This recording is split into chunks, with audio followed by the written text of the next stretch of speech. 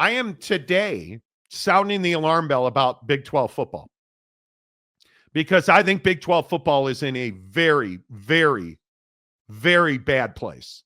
And I've tried to talk about this on the show. I showed the strength of schedule graphic yesterday. If you are a Big 12 football fan, this is terrifying because you can go ahead and just forget the first 37 teams on this list because none of them are in your conference. It's that 38th team down there, Baylor, has the number one strength of schedule in the entire Big 12. Now, obviously, as I've talked to people around college football, they've pointed out, well, that means that somebody like Utah, because again, I don't know how, but I do know how. But it's amazing to me that Utah is, again, the team that a lot of people are picking to win this league. But you look at the lock and use at the U, they're not close to the number one strength of schedule. They're 54th strength of schedule. That's not good.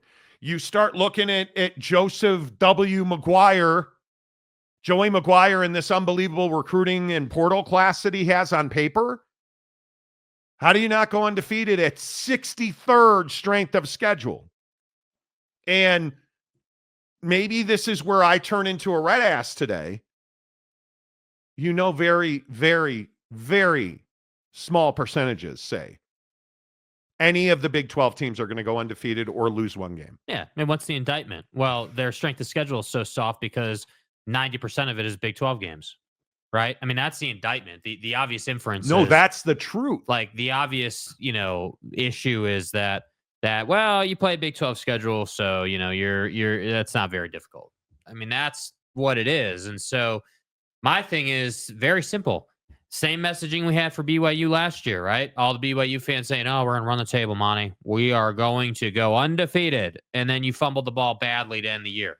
Dude, if Texas Tech doesn't win 10 games, you're not going to the college football playoff. But am I making too much of this? Because I believe, I don't know, there's got to be a show called the Big 12 Panic Room. Big 12 Panic Room! The Big 12 is hitting the red button. But shouldn't we, if we are casual observers of the Big 12 as a conference, and if your favorite team is in the conference, because we have huge Texas representation on this show, we have huge California, Nevada, Arizona, Utah, like our biggest markets on this show are Big 12 markets. Mm-hmm. If you're a Utah or a BYU fan, an Arizona or an Arizona State fan, is this not terrifying to you? If you are a San Diego State fan, don't you wish you had gotten into the Big 12? If you're an Oregon State fan, and I think, again, I will say straight away, I think Oregon State is in a position to bounce back here. But if you're an Oregon State fan, where's your mindset about, damn, if we'd gotten into the Big 12, you'd be probably one of the best programs in that conference right now. You wouldn't have lost Johnny Smith. You wouldn't have lost all your talent. Right. But obviously you didn't. And now you get Ryder Lyons going to BYU, who's already got 3 really good quarterbacks. It looks like BYU, Utah, obviously Texas Tech. I think K-State looks to be in a really good spot. But are any of those universities right now today a guaranteed spot in the college football playoff? No. How could they be? Hell no. And the thing that really scares you, what really worries you, is that you have the Big Ten and the SEC who now very clearly have a schism, right? Like there's a divide, right, in the empire over, this strength of schedule component.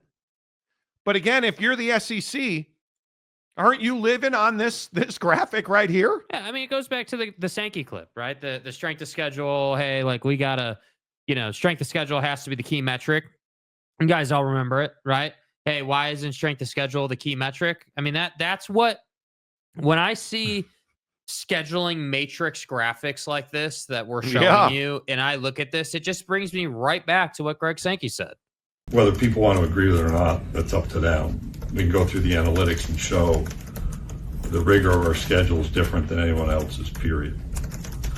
And we had a learning session in September at the CFP about strength of schedule, and strength of schedule isn't everything, but it is an important factor.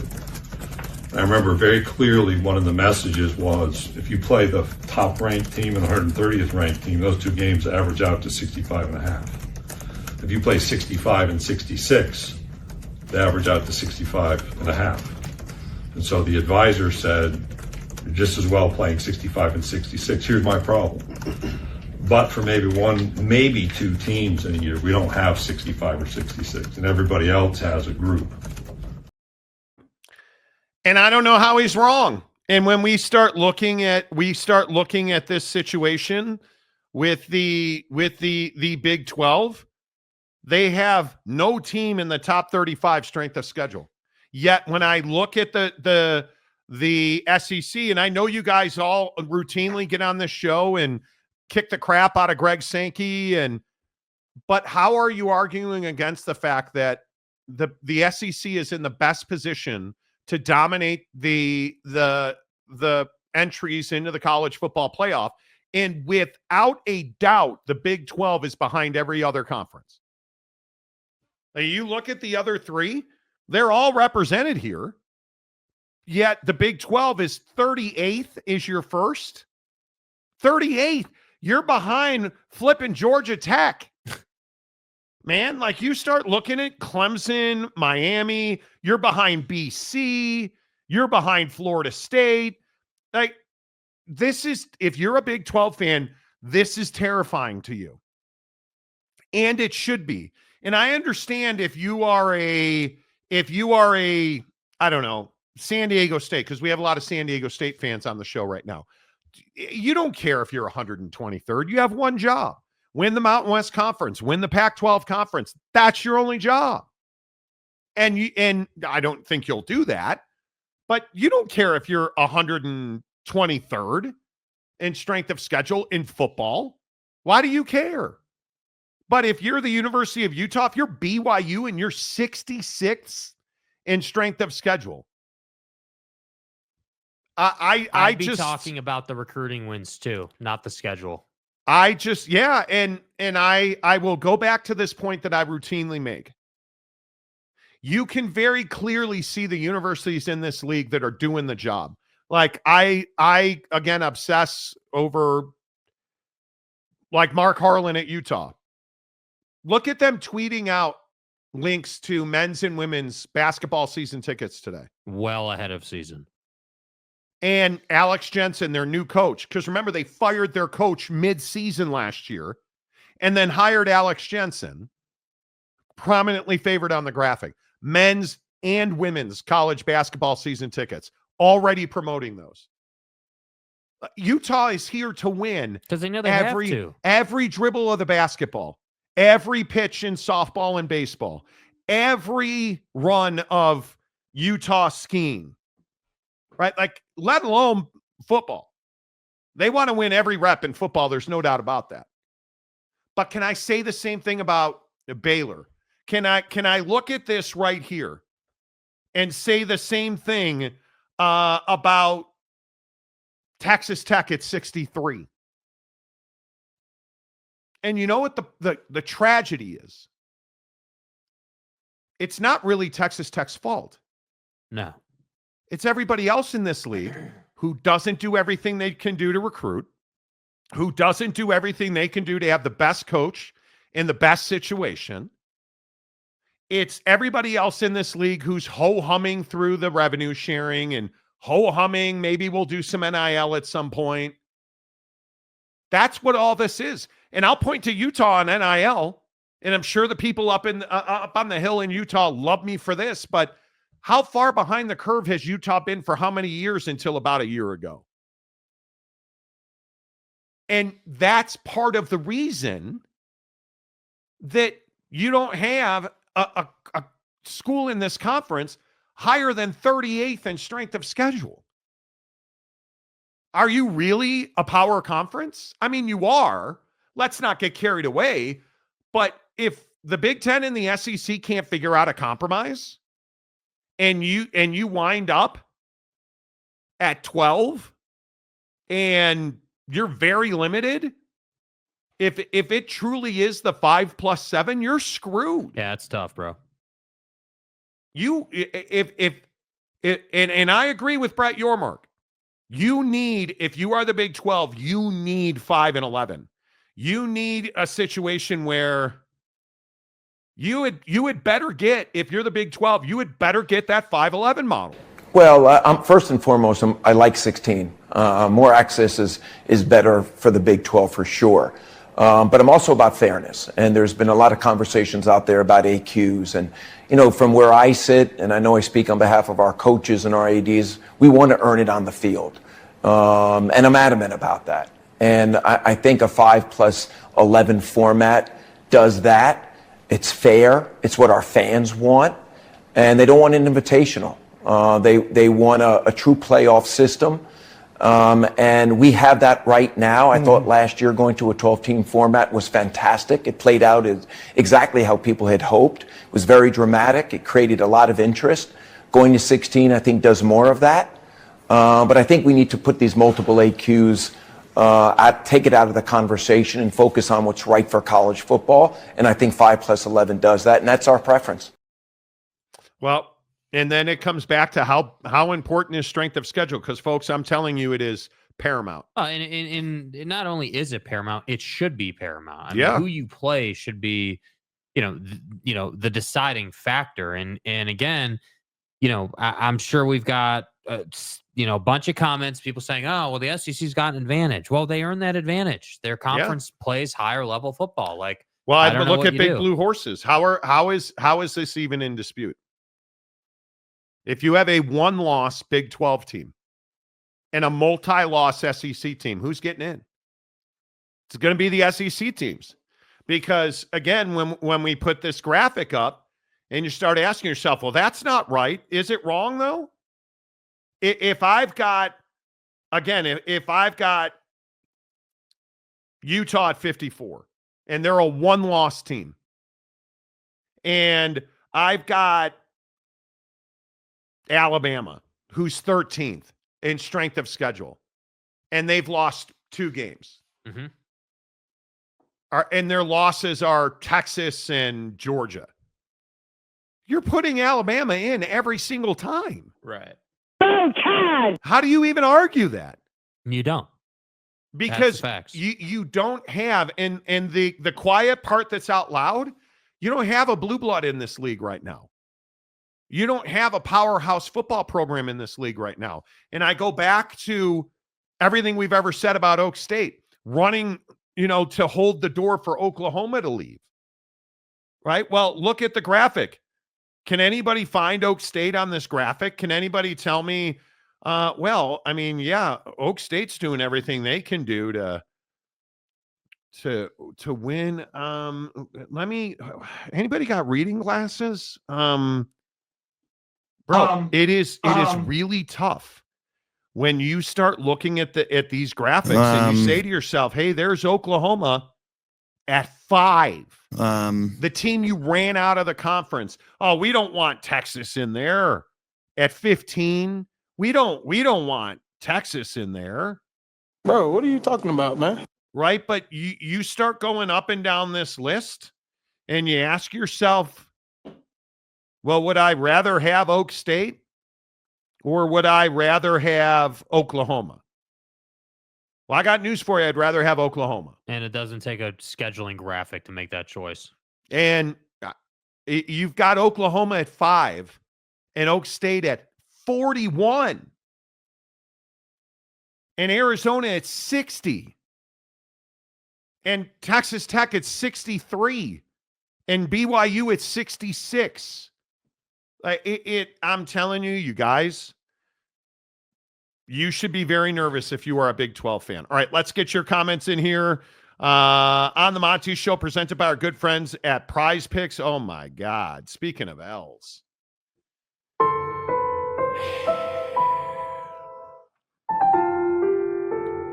I don't know how many more times I can say it out loud that the Chicago Cubs are pathetic.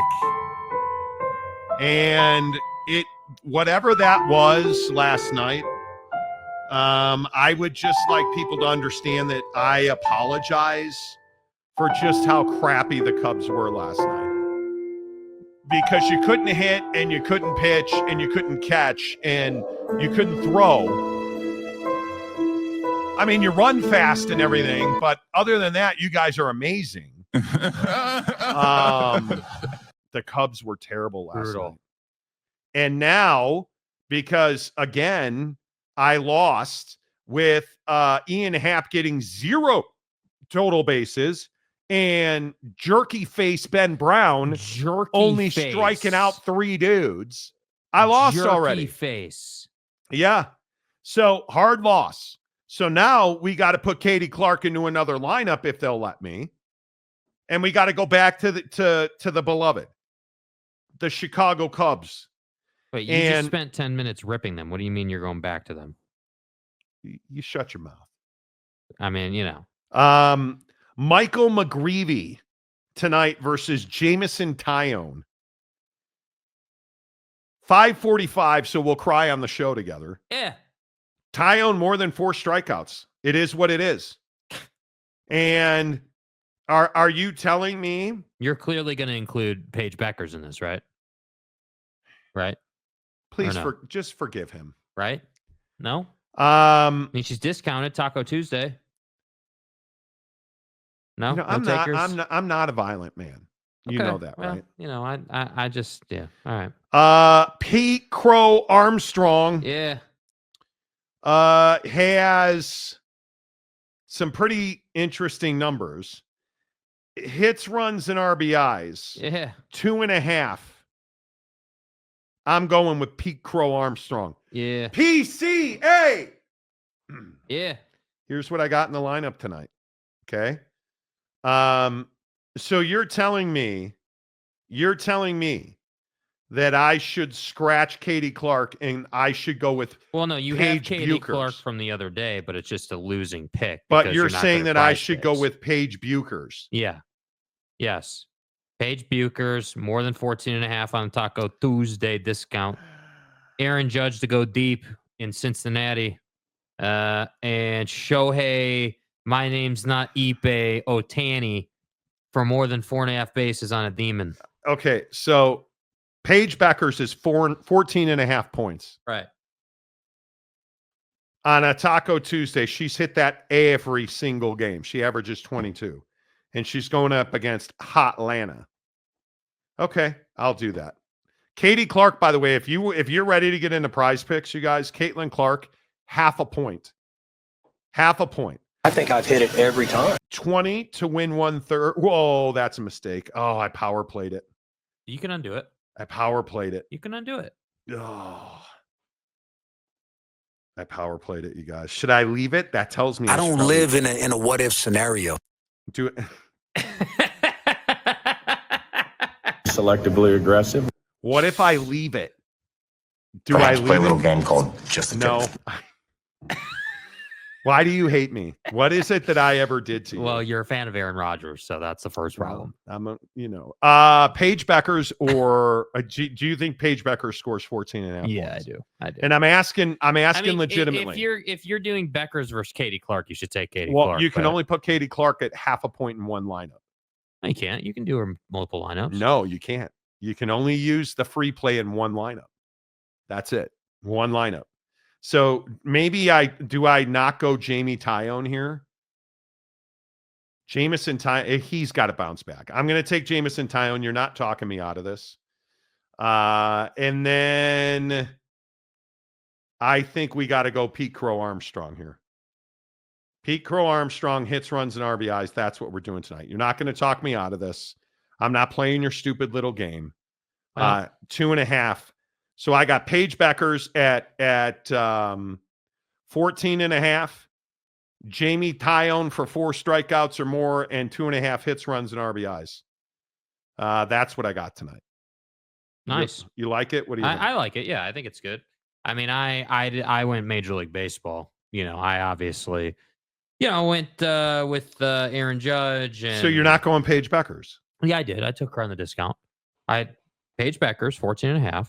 Aaron Judge to hit a home run on a demon against Cincinnati, and Shohei Ohtani to have more than 4.5 bases on a demon against Colorado. So you're saying not to take PCA? No, I mean, I like Pete. Who's he playing? St. Louis. St. Louis. And who's pitching for St. Louis? Somebody, Jackson McGreevy. Michael McGreevy is the guy's name. You know, I think I don't know much about Buddy, so I think you're not going to talk me out of this. We're going PCA hits, runs, and RBIs. It's the third one. I don't feel like I should double up on the Cubs because I'm going back next week. I don't want there to be residual chafing. Bro, residual chafing? I don't want there to be residual chafing. Boy. What? Dude. I feel like F around and find out. I feel like Aaron Judge. Ooh, Ben Rice? No. Not taking I Ben thought Rice. you said, ooh, Ben Rice. Ooh, Ellie Dela Cruz. Dude. Who's pitching for the Yankees tonight? Don't know. You should look. Ellie Dela Cruz is only 1.5 hits, runs, and RBIs, which I like a lot. The Yankees. Rodon. Ooh, that's not good. Let me verify. I believe it's Rodon. It is It 9 is and Rodon. 5, 3.10 ERA. That's going to be an offensive game. Maybe we go Shohei Ohtani, half a home run. Does Aaron Judge go deep? Yes. Okay. Went deep last night. God, you're pissing me off. God, you're talking me out of it again, and I'm going to lose, and I'm going to beat you over the head live on All the right. show. Paige Becker's 14.5 points more. Pete Crow Armstrong, 2.5 hits, runs, and RBIs more. Aaron Judge, deep more. Yeah. 20 to win 140 Why on a win? flex play. Google me.